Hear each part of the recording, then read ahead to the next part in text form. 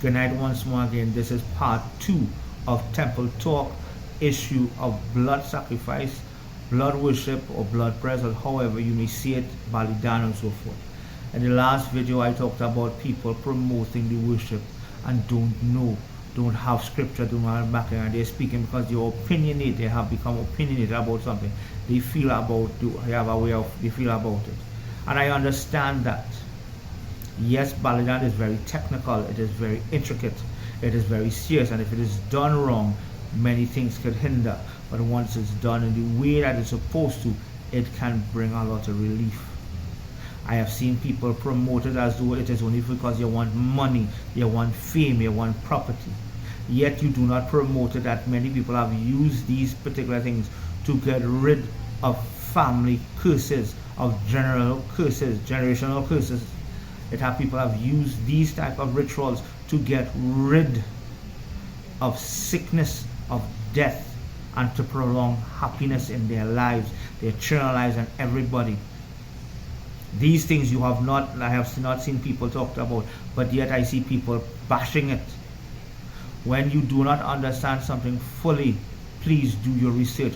And I'm employing the individuals who follows the other individuals who are calling themselves so-called spiritual leaders and doing it. I'm not bashing the works that people are doing. Many people do different things, and I will do a video about people doing things of different nature, and more or less the journey may be different, but the destination has to be the same. I'll do a video on that. But I'm talking about the aspect of more or less mutilating, trying to mute or destroy or discredit something that you plainly do not have any knowledge about. You speak, many people speak, and this individual I'm talking about, and at the end of the day, this might sound very twisted, and this might sound stern, but I stand by what I'm saying. And if anybody wants to debunk what I'm saying, please bring scriptures.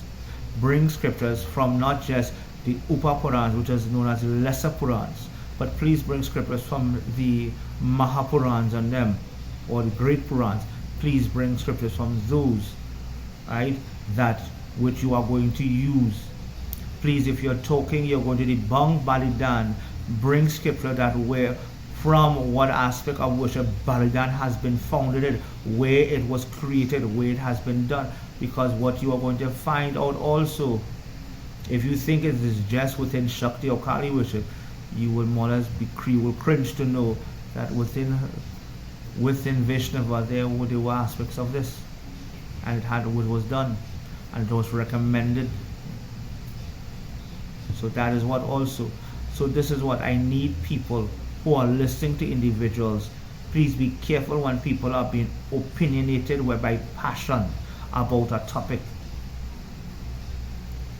Please let them bring scripture and reference to prove their point. Because if you believe and you run with what they say and it is not founded wherever, you can bring harm to yourself. This is what. Now people may say, well, Rav, you the same thing. You're making an opinion, you're making a plea about something. Yes, I am. But soon there, after this video, also down the road, after Naratam, I will be doing a balidhan video. I will be doing that video, that topic of balidhan, and bring you all the scriptures. I will read the books in front of you in our video. I have the doctrines. That is from the Kalika Puran, the Devi Puran, which is known as Srimad Devi Bhagavatam. I will read things from the Brahma Vaivrata and other Purans. So there are that, and there's different aspects of like the Manusmriti and so forth, and even go to the Ayurveda. Right, the Ayurveda that gives enlightenment about this. I will bring those doctrines into play to show you where, how, when, and why, not just what I feel and so forth. But this is what I wanted to talk about in Temple Talk. This in itself is a prelude to what I'm going to do with the balidhan aspect. But I wanted to more or less come to you, sit and share my opinions and how I am seeing things being unraveled. Right? They are individuals that follow that aspect of balidhan puja. It is in their lineage, it is in their bloodline that they follow. But what it is, people don't understand also. And if people would do their research, What you're seeing now, where people are expressing their disgust with so many different, everybody's going to just do a balidhan, just do a balidhan for every single thing. What you're seeing is a repeat of history. If people would do, who are promoting and preaching and trying to be a leader to under and trying to help, if they do their research, they will see it is a repeat. What is happening now is a repeat what has happened already in Hinduism. This scenario, like only balidhan, everybody doing balidhan, or blood press, in this aspect, for every little thing that people have issues for, you would see there was a scenario like this once before. There was that, and where more or less a great sage wrote a thesis, wrote a doctrine, wrote a report on this aspect, this problem.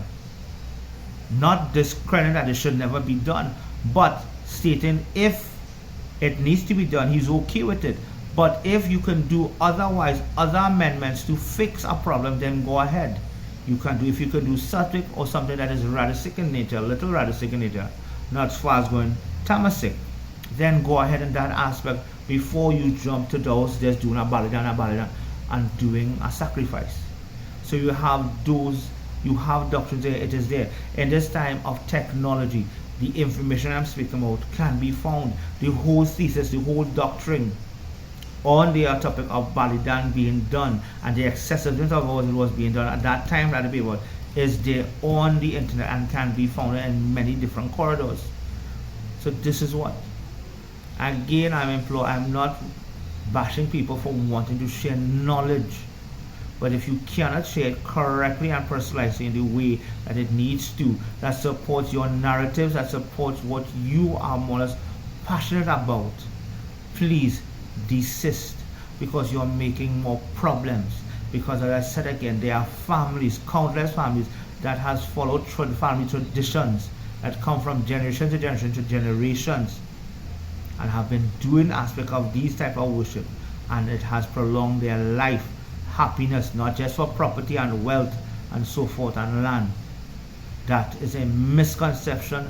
That is more or less that is a misconception, and you're spreading something and you're contradicting and corrupting it by saying that they are only doing it for this.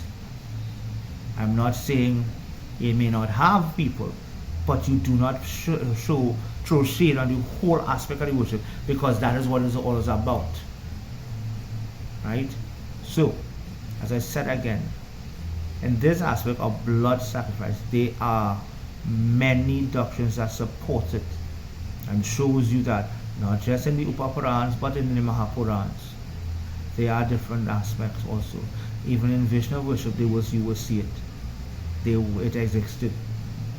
So I am actually employed. This is where my aspect of the issue of balidhan, and soon to come I will be doing that balidhan video. So I hope this in itself has shed some sort of knowledge on people misconstruing, misinterpreting and creating misconceptions about the balidhan worship.